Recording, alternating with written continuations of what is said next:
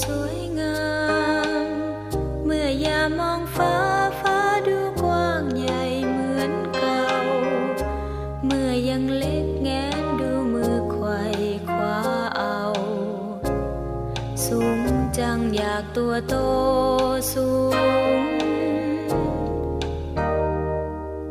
จ้องมองแสงนานพี่ชายคงเห็นยิ้มเดินมาใกล้แล้วอุ้มขี่คอจนเกือบสูงทันจ้องมองบนฟ้านั้นเอื้อมมือถึงจันทร์จะเอาเป็นของเรา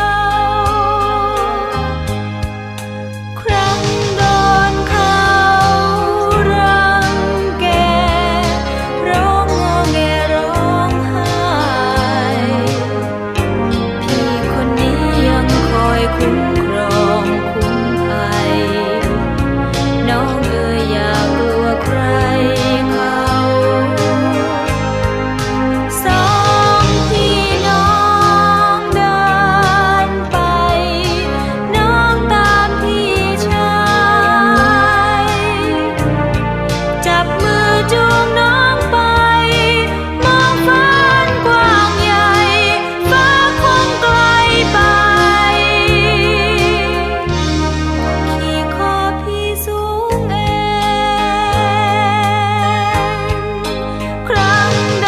นเขารังแกร้องงอแงร้องไห้พี่คนนี้ยังคอยคุ้มครองคุ้มภัย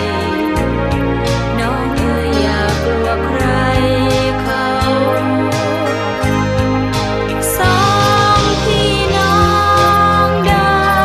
นไปน้องตามพี่ชา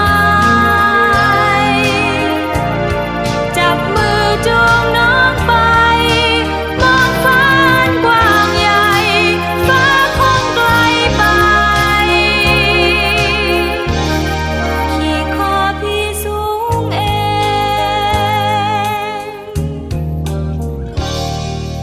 จวบจนฉันโตพี่คงยังรักและคอยเป็นห่วงแสนห่วงเมื่อผิดหวังให้กำลังใจเธ